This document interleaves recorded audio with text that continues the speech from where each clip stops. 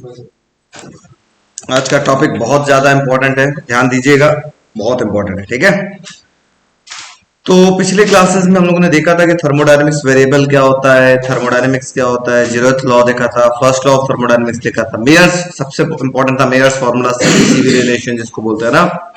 आज हम लोग बात करेंगे thermodynamic process, thermodynamics process. Thermodynamic process क्या होता है, सुनो बच्चों। सबसे पहले बताओ थर्मोडायनेमिक वेरिएबल क्या क्या था? Pressure, volume and temperature. मतलब थर्मोडायनेमिक प्रोसेस ऐसा प्रोसेस होगा जिस प्रोसेस के अंदर ये जो थर्मोडायनेमिक वेरिएबल्स है, प्रेशर, वॉल्यूम एंड टेम्परेचर, इनके अंदर चेंजेस आने लगे समय के साथ साथ। या तो प्रेशर चेंज हो रहा हो, या वॉल्यूम चेंज हो रहा हो, या टेम्परेचर चेंज हो रहा हो समय के साथ साथ, तो ऐसे प्रोसेस को हम क्या बोलते हैं? थर्मोडायनेमिक्स प्रोसेस, है ना। Any process in which thermodynamic variables changes with respect to time is called thermodynamic process. ठीक है, ये प्रोसेस कौन कौन से टाइप्स के होते हैं? सबसे पहला जो इसका प्रोसेस होता है उसको हम बोलते हैं आइसोथर्मल प्रोसेस। Isothermal process. दूसरा होता है एडियाबेटिक प्रोसेस, एडियाबेटिक प्रोसेस। तीसरा होता है आइसोकोरिक प्रोसेस,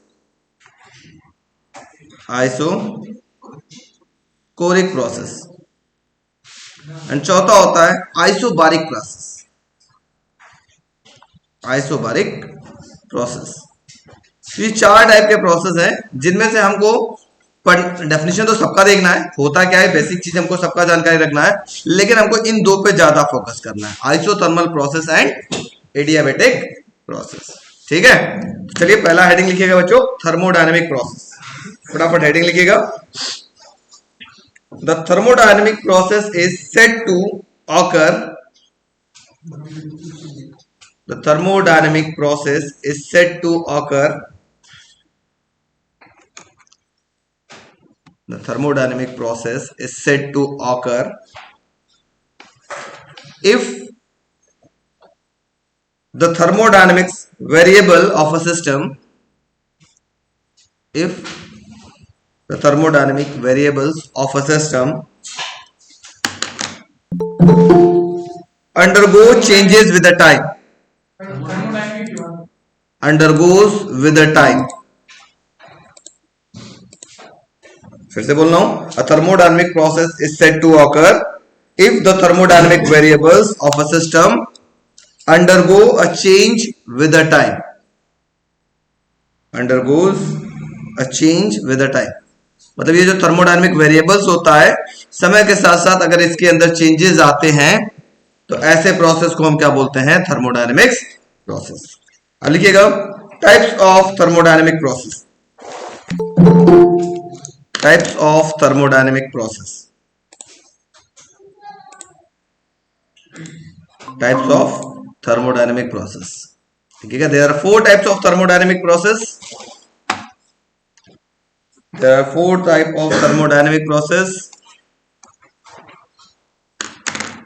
पहला आइसोथर्मल प्रोसेस, दूसरा एडियाबेटिक प्रोसेस, तीसरा आइसोकोरिक प्रोसेस एंड चौथा आइसोबारिक प्रोसेस। तो देखो आइसोथर्मल प्रोसेस क्या होता है, ध्यान से समझिएगा। एक ऐसा प्रोसेस, थर्मल, थर्मल मतलब हीट या टेम्परेचर, यहां पर कौन कांस्टेंट होता है? टेम्परेचर जो होता है वो कांस्टेंट होता है। ऐसे प्रोसेस को हम क्या बोलते हैं? Isothermal process. मतलब पहले वाले में हो गया टेम्परेचर कांस्टेंट, ये चीज। ठीक, बार कहां यूज होता है? आपको याद होगा मैंने बताया था, प्रेशर की यूनिट होती है बार, है ना। तो इसका मतलब यहां पर प्रेशर क्या होता है? कांस्टेंट। आइसोबारिक के अंदर प्रेशर कांस्टेंट, मतलब प्रेशर भी हो गया कांस्टेंट। कोरिक वर्ड कहां यूज होता है? वॉल्यूम के लिए। इसका मतलब यहां पर क्या होगा? Volume remains constant. ठीक है, वॉल्यूम भी हो गया। अब एडियाबेटिक के लिए तो कुछ नहीं बचा। एडियाबेटिक में क्या होगा? No exchange of heat, heat का एक्सचेंज नहीं होता है। ठीक है, यहां लिखेंगे no exchange of heat. With system and surrounding, surrounding और सिस्टम के बीच में कोई हीट का एक्सचेंज नहीं होता, ऐसे प्रोसेस को हम क्या बोलते हैं, एडियाबेटिक प्रोसेस। तो एक मोटे मोटा हमारे पास दिमाग में आ गया कि आइसोथर्मल प्रोसेस क्या होगा, एक ऐसा प्रोसेस जहां पे टेम्परेचर रिमेन्स कांस्टेंट। आइडियाबेटिक प्रोसेस क्या है, ऐसा प्रोसेस जहां पे हीट का एक्सचेंज नहीं होता सिस्टम और सराउंडिंग्स के बीच। आइसोकोरिक प्रोसेस क्या है, ऐसा प्रोसेस, ऐसा थर्मोडायनेमिक प्रोसेस जिसके अंदर वॉल्यूम रिमेन्स क्या होता है, कांस्टेंट। एंड आइसोबारिक प्रोसेस क्या होता है, एक ऐसा प्रोसेस जहां प्रेशर रिमेन्स कांस्टेंट होता है। बात समझ में आ गई? चलो छोटा छोटा पहले हेडिंग लिख लेते हैं। हेडिंग लिख लो आइसोथर्मल प्रोसेस, फटाफट इनको लिख लेते हैं फिर आगे बढ़ते हैं। It is the thermodynamic process, पहला हेडिंग है isothermal process.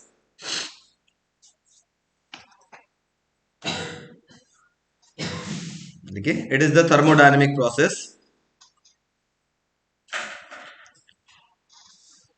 it is the thermodynamic process which occurs at constant temperature, which occurs at constant temperature।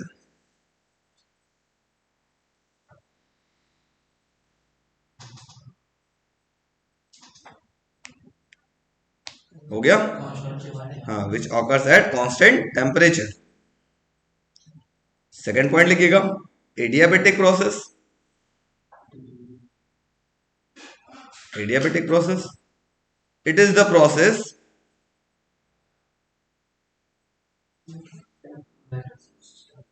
Adiabatic process, लिखिए सेकंड, एडियाबेटिक प्रोसेस हेडिंग हो गया।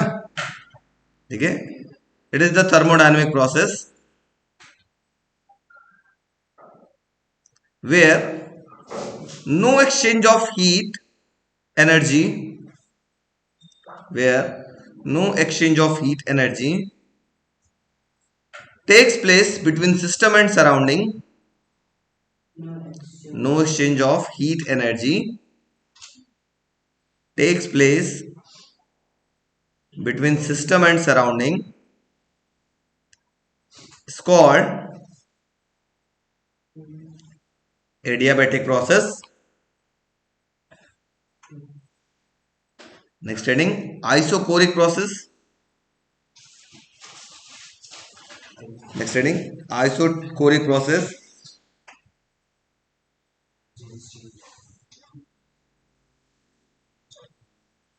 it is the thermodynamic process, it is the thermodynamic process which occurs at constant volume,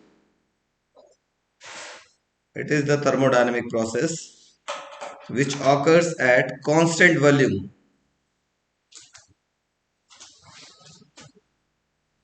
है ना? Isochoric process क्या होता है, एक ऐसा प्रोसेस होता है, ऐसा थर्मोडायनेमिक प्रोसेस होता है जो किस पे होता है, कांस्टेंट वॉल्यूम। मतलब यहाँ वॉल्यूम क्या होता है, कांस्टेंट होता है।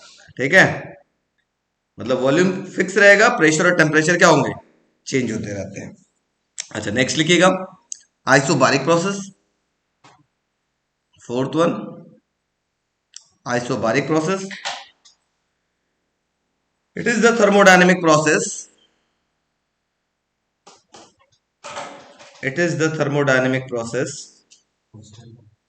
which occurs at constant pressure, which occurs at constant pressure।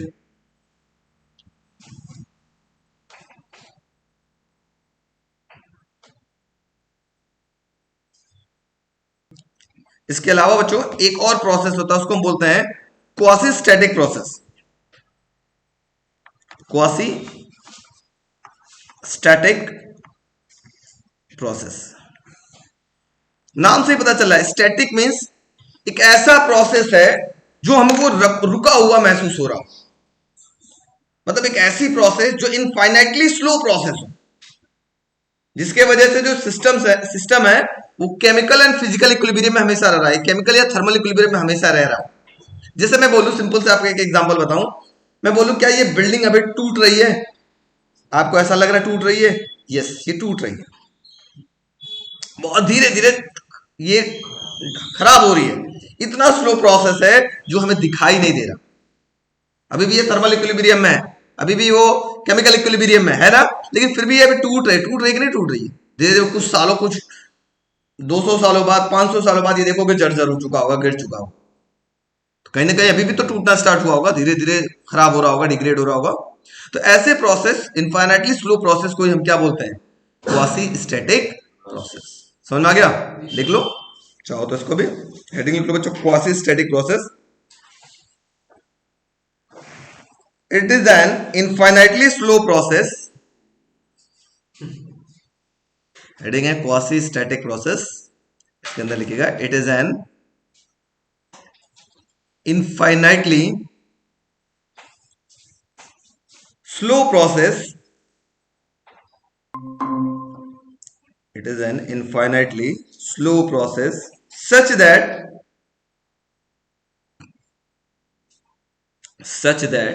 the system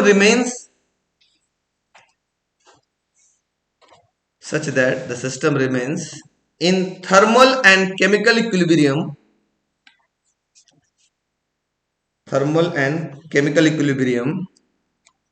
with the surroundings,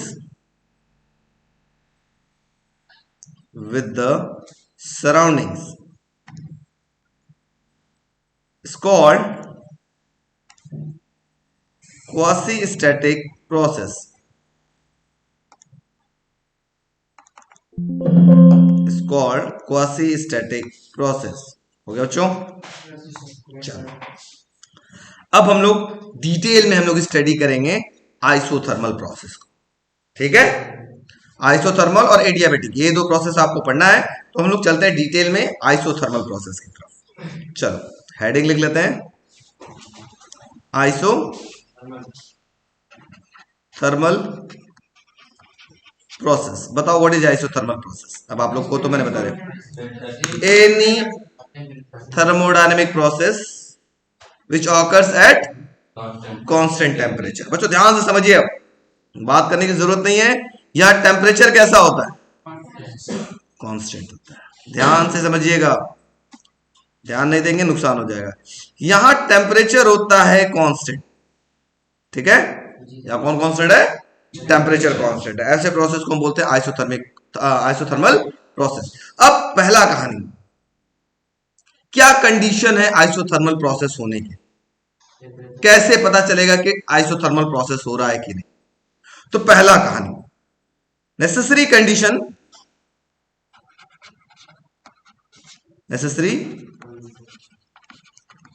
conditions for isothermal process. ठीक है, आइसोथर्मल प्रोसेस होने के लिए क्या नेसेसरी कंडीशंस है?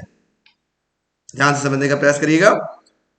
तो देखो, यहां पे मेरे पास दो कंडीशंस होते हैं, आइसोथर्मल प्रोसेस हो या एडियाबेटिक प्रोसेस हो, दोनों के लिए दो दो कंडीशंस होते हैं। आइसोथर्मल के लिए पहला कंडीशन क्या है? जो वॉल ऑफ द कंटेनर हो वो कैसा हो? कंडक्टिंग हो, तभी तो हीट का एक्सचेंज करेगा, है ना? जैसे ये आप ग्लास का, आपने ग्लास लिया था, इसके अंदर गर्म पानी डाला था, ऊपर से भले ही आप कैप से ढक दिए थे, तो फिर भी कुछ देर बाद ये पानी ठंडा हो जा रहा था। क्यों? क्योंकि यहां हीट का एक्सचेंज हो रहा था। तो इसका वॉल कैसा था? Conducting. Wall of the container must be conducting so that it can exchange heat easily, है ना? इसका वॉल कैसा होना चाहिए? कंडक्टिंग होना चाहिए, जिसकी वजह से वो आसानी से हीट का एक्सचेंज कर सके। दूसरा कंडीशन क्या है? The process of expansion and compression should be very slow. आराम से होना चाहिए एक्सपेंशन। ये एक्सपेंड हो रहा होगा तो आराम से एक्सपेंड होगा, कंप्रेस होगा तो आराम से एक्सपेंड होगा। मतलब कंप्रेस भी होगा तो आराम से कंप्रेस होगा, एक्सपेंड भी होगा तो आराम से एक्सपेंड होगा। ठीक है, तो कंप्रेशन और एक्सपेंशन सडन नहीं होना चाहिए। सडन होगा तो वो कहलाएगा एडियाबेटिक प्रोसेस, झटके से। ये क्या होगा? आराम से, अगर आपने एक कंटेनर में ऐसे गैस भरा हुआ है, ऐसे मानो आपने गैस भर दिया, इसको आपने हीट दिया ऐसे, तो ये आराम से धीरे धीरे धीरे धीरे इसका वॉल्यूम क्या होगा? ऐसे बढ़ जाएगा। या इसको जब ठंडा करेंगे तो धीरे धीरे धीरे धीरे कहां आ जाएगा? नीचे आ जाएगा, कंप्रेस होगा आराम से। ठीक है, तो एक्सपेंशन और कंप्रेशन कैसा होना चाहिए? स्लो होता है। एक्सपेंशन एंड कंप्रेशन कैसा होगा? स्लो होगा। ठीक है, तो ये दो कंडीशन से याद रखिएगा बच्चों, अक्सर एग्जामिनेशन में आते हैं। What are the necessary conditions for isothermal process? Isothermal process होने का दो कंडीशंस क्या है? दो नहीं बोलेगा, सिर्फ वो बोलेगा नेसेसरी कंडीशंस क्या है या कंडीशंस क्या है। तो दो कंडीशंस है, दोनों आपको याद रखना पड़ेगा। ठीक है, तो लिख लो फटाफट, हेडिंग लिख लो बच्चों, conditions for isothermal process, essential condition for isothermal process.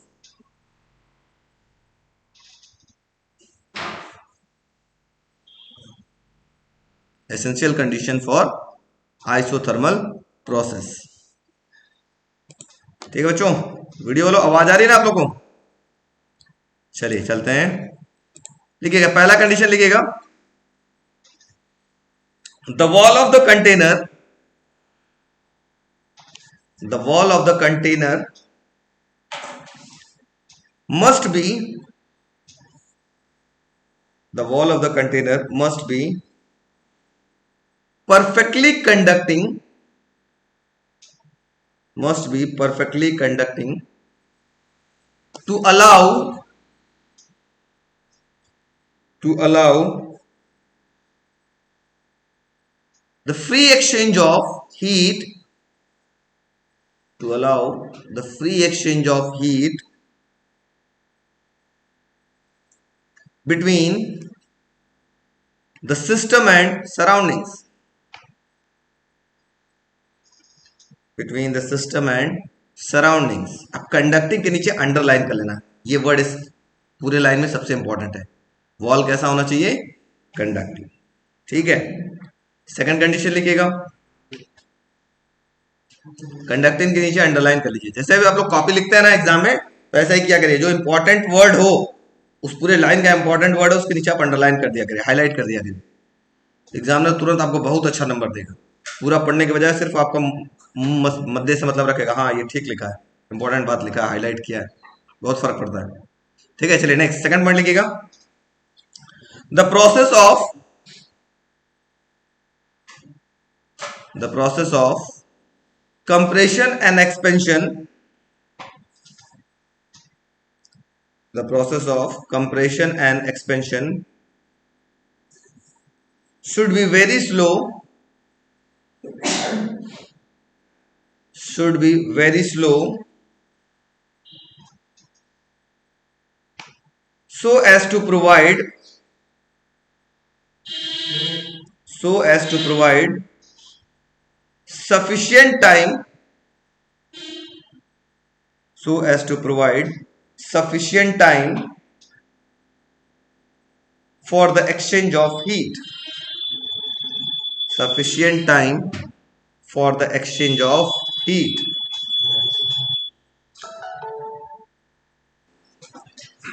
Equation for isothermal process, थोड़ा ध्यान देते हैं, इक्वेशन फॉर आइसोथर्मल प्रोसेस क्या होता है? तो since we know that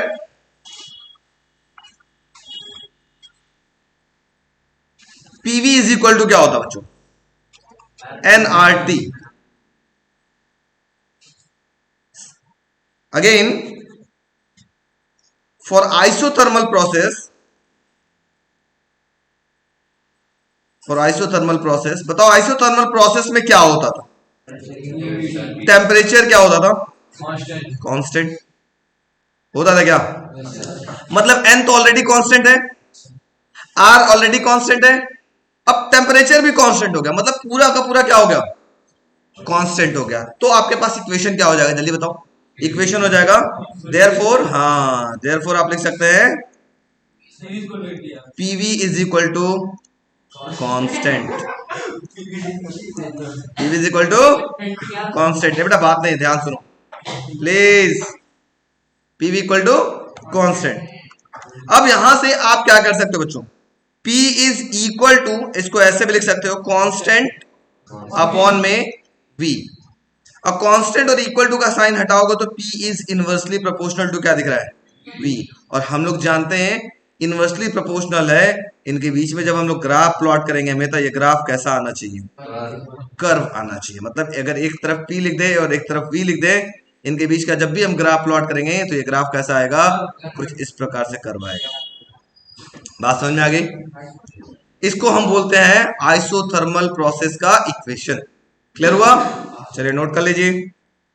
very very important topic है बच्चों, very very very very very very very very very very important. Work done in isothermal process.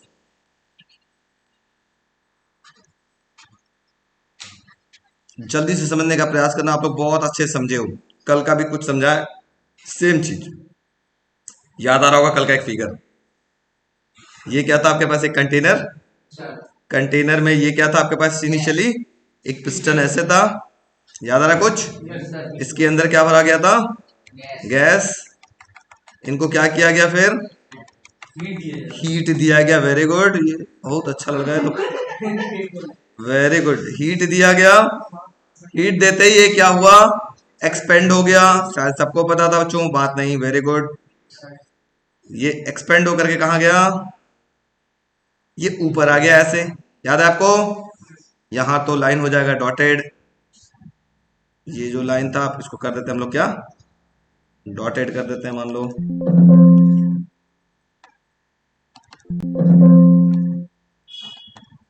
ठीक है,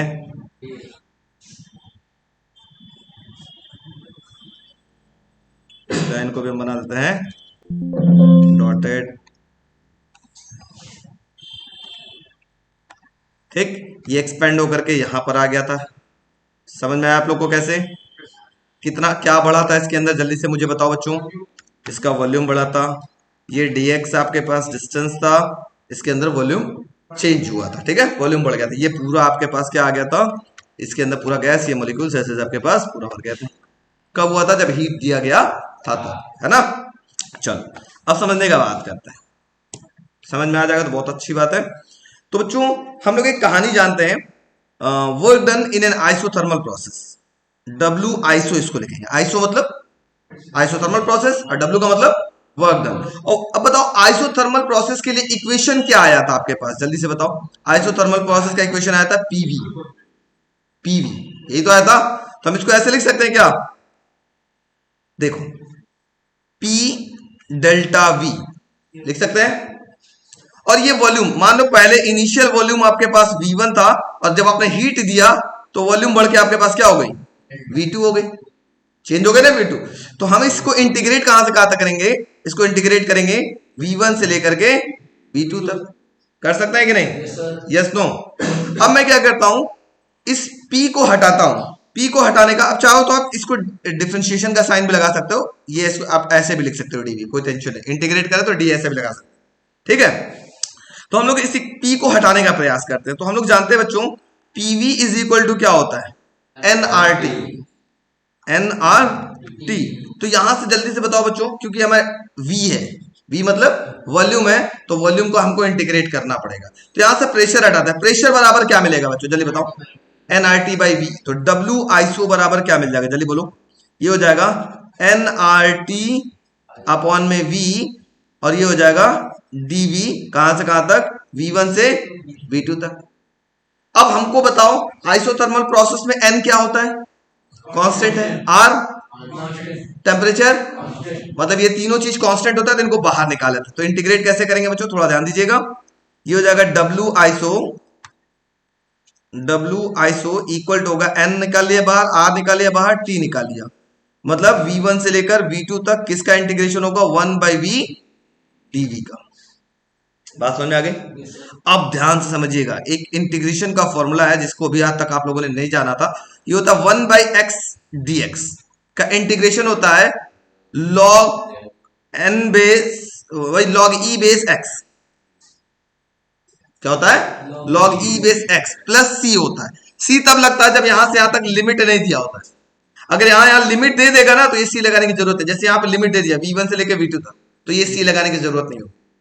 ठीक है, तो बताओ बच्चों W आइसो की वैल्यू कितनी हो जाएगी, जल्दी बताओ। ये हो जाएगा nRT, ये क्या हो जाएगा लॉग ई बेस वी, कहां से कहां तक, V1 से V2 तक। लिख सकते हैं क्या ऐसे? Yes no? Yes sir. अब मैं क्या करूंगा, एक बार अपर लिमिट रखूंगा, ठीक है?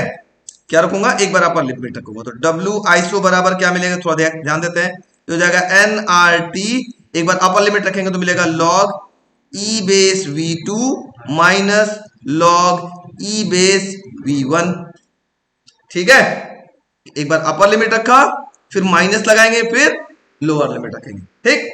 अब लॉग का एक फॉर्मूला होता है, केमिस्ट्री वाले बार बार परेशान करेंगे आपको, तो मैं पहले बता देता हूं। लॉग ए माइनस लॉग बी का फॉर्मूला होता है लॉग ए अपॉन में बी, ठीक है?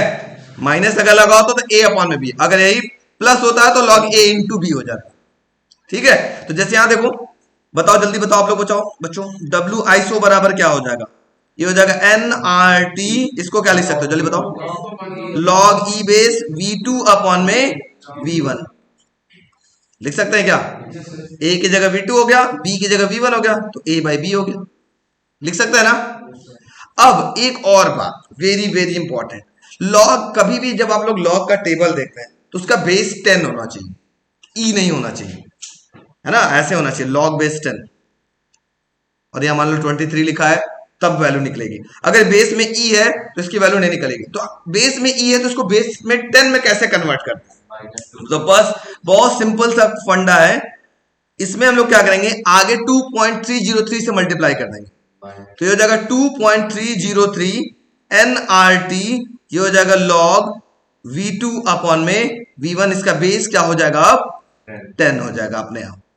ये हो गया आपके पास work done in an isothermal process के लिए एक्सप्रेशन, जो एग्जाम में अक्सर पूछे जाते हैं। No minus.